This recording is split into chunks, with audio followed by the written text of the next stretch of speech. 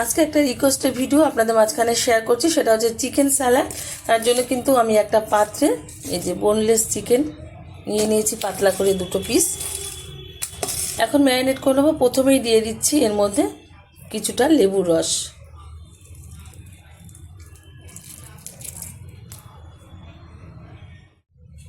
লেবুর রসটা দেওয়া হয়ে গেছে। দিয়ে দিচ্ছি গোলমরিচের গুঁড়ো, দিয়ে দিচ্ছি স্বাদ মতো লবণ।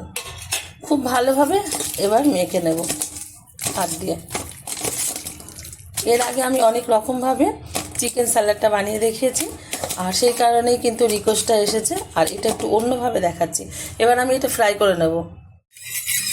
চিকেনটা ফ্রাই করার জন্য ওভেনে একটা তাওয়া বসিয়ে তাতে দিয়ে দিয়েছি সামান্য পরিমাণে তেল। তেলটা গরম হয়ে গেছে। এখন তেলের মধ্যে আস্তে আস্তে করে কিন্তু চিকেনগুলো আমি দিয়ে ফ্রাই করে নেব। আপনারা বড় কড়াইতে বা বড় তাওয়াতে করে নিতে পারেন ফ্রাইটা। উল্টে পাল্টে ভালোভাবে ফ্রাই করছে, হালকা আছে কিন্তু এটা ফ্রাই করতে হবে।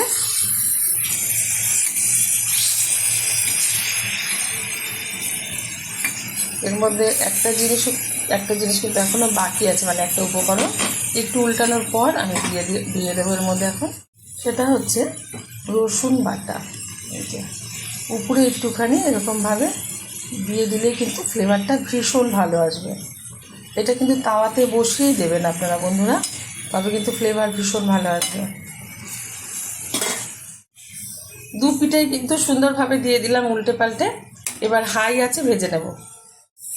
চিকেনটা উল্টে পাল্টে ভালোভাবে আমি ফ্রাই করে নিয়েছি।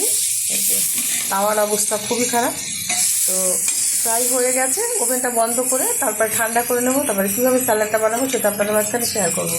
চিকেন স্যালাডটা বানানোর জন্য একটা পাত্র নিয়ে নিয়েছি, আর এদিকে দেখিয়ে দিচ্ছি চিকেনটা কিন্তু ফ্রাই করার পর যে টুকরো করে নিয়েছি। এখন স্যালাডটা বানানোর জন্য যে যে উপকরণ লাগছে সেটা শেয়ার করছি। প্রথমে দিয়ে দিচ্ছি ভেজে রাখা কর্ন। প্রথমে একটু সিদ্ধ করে নুন জলে সিদ্ধ করে তারপরে কিন্তু হালকা গোলমরিচ দিয়ে এটা ফ্রাই করে নিয়েছি হালকা তেল দিয়ে। দিয়ে দিচ্ছি কুচিয়ে রাখা এই যেরকম করে শসা, দিয়ে দিচ্ছি একটা টমেটো, দিয়ে দিচ্ছি অর্ধেক পেঁয়াজ, দিয়ে দেবো চিকেনটা যে ফ্রাই করে রেখেছি সেটা, দিয়ে দিচ্ছি গোলমরিচের গুঁড়ো, দিয়ে দেবো স্বাদ মতো লবণ, একটু কাশ্মীরি লঙ্কার গুঁড়ো, দিয়ে দেবো টক দই, দেবো মধু, দিয়ে দিচ্ছি একটু লেবুর রস। এবার আমি চামচ দিয়ে কিন্তু এটা নাড়বো না, এটা ঢাকনাটা লাগিয়ে একটু ঝাঁকিয়ে নেব, তাহলে কিন্তু সুন্দরভাবে স্যালাডটা মাখা হয়ে যাবে।